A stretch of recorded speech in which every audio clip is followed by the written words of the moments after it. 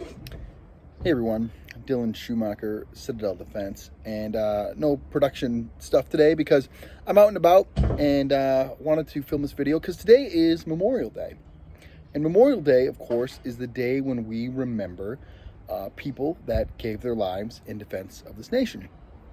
And I was thinking about that today. And the point, I even went back and I watched my video that I put on Memorial Day of last year. I don't know if that's weird to kind of watch your own video, but I went back and watched that because, I was thinking, like, one, I don't want to say the same thing again. And two, I was just curious. And I guess I just think, like, as this whole thing kind of continues to go on, I'm going to make these sad videos every year because we're supposed to remember people who died for this nation. And every culture in history that's been worth a damn ever has remembered and celebrated and honored and respected people that have given their lives and fought to protect them. That's universal across all human history. And here we are now in a time, and when I was a kid, probably when you were a kid, you grew up hearing, those people died for freedom, right? We send soldiers out to protect our freedom. That was the word that I heard all the time as a kid. That's a freedom. We're protecting our freedom. We're protecting our way of life. We're protecting Americans here at home and their freedom so that, whatever's over there doesn't come over here. Like that's the whole shtick we've all grown up on. And at this point in American history, right, and I said it in my video from last year, and I've been thinking about it a lot today, I just don't know where the truth is in that anymore, right? So what, there's that meme kind of going around that's semi-popular right now about what did they die for or what did they fight for, right? Was it worth it? And that's kind of how I felt today as I've reflected on it. Like, what did all these people die for? And what did they fight for? And was it worth it? When my dad was a kid, he could walk around the worst parts of Minneapolis, where he grew up, like as a 5 or 6 year old, and being left completely alone, completely unmolested, right? Just could walk around, do what he wants, run down Franklin Avenue, if you know where that is in Minneapolis. Not a safe neighborhood. Wasn't then either. And just never had a problem. What happened to our society to go from a 5 or 6 year old being left completely alone in the worst parts of Minneapolis to where we are now, right? And there's a couple things that I thought about that. One is we used to have, for better or worse, we used to have a high trust culture, which means that everybody shares a common set of values.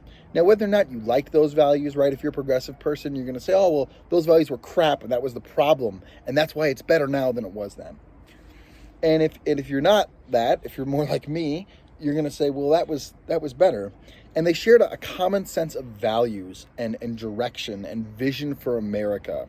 And in general, I was just talking to my wife about this. There was a time in America where you didn't talk about religion and politics. And why, right? My whole life I've always wondered, that's weird. I'm never doing that, right? I always talk about those two things because those are the most important things to talk about. But there was a time when you could not talk about those, religion and politics. And why? Because at the end of the day, there was a common vision and there was a common direction and there was a common goal of what America is and a common understanding. And the politics didn't really affect your life. Like, you vote Democrat, I vote Republican, my guy gets in, your guy gets in, whatever. But on a day-to-day basis for my life, nothing really changes. Right? Yeah, Democrats president, maybe made some policies I don't like. But at the end of the day, I can still go down to the grocery store and get the food that I need.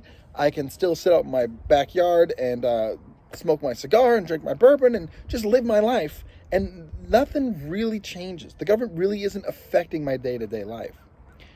But now, we live in a time where the ATF, starting tomorrow, is going to try to make tens of millions of Americans criminals for owning a piece of plastic, like felony, like 10 years in prison felons for owning a piece of plastic that was previously legal, despite the fact that making a law to make something illegal after the fact is completely illegal due to current law and against the United States Constitution, which is supposed to be the highest law in the land. They're going to do it anyway, and they're going to put people in prison if they can. And that's it. That's the shift. And so we've gone from a time when you don't talk about politics because, it doesn't really affect your day-to-day life. You can get along. To now it very much affects your life.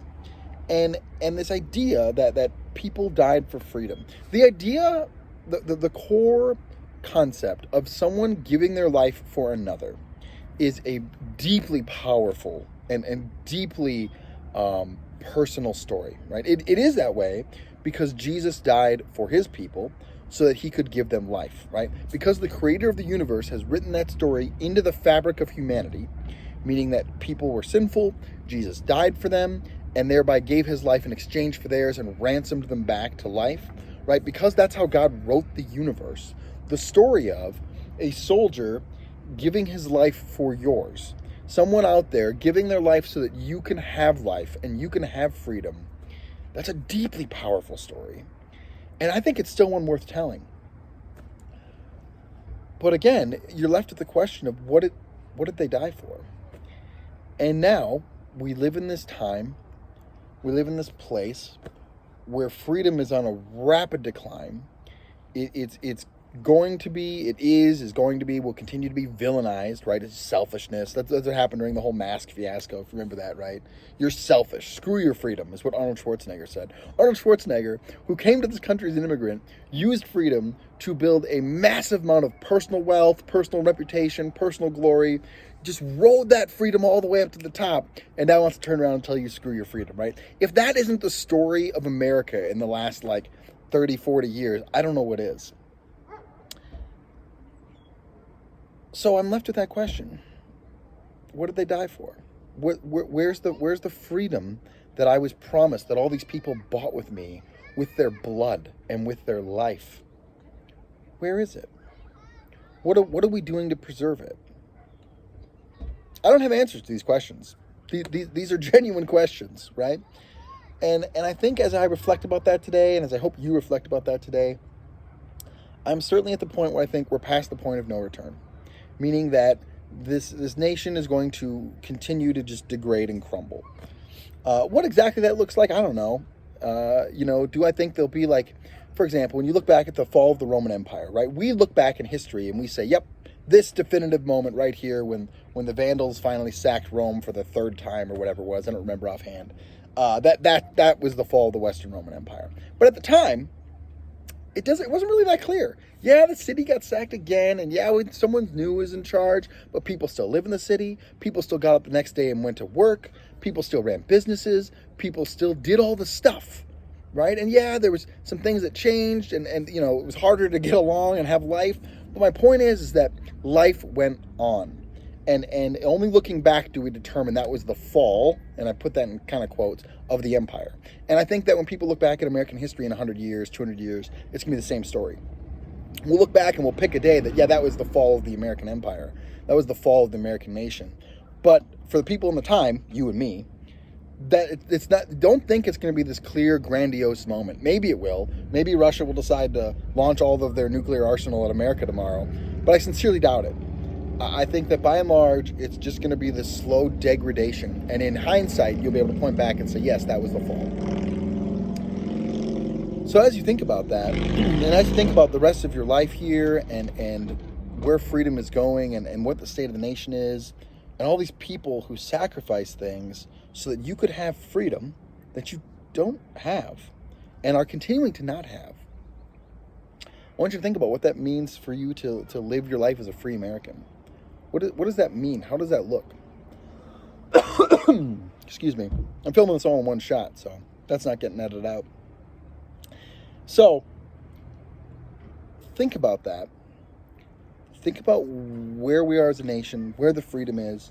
As much as you can, live free, die free, so that their sacrifice, their exchanging of their blood for your life means something. And it matters, because it should matter. It's like I said, it's a super powerful story. It's what this nation was built on. It's one of the most impactful, amazing things about being an American.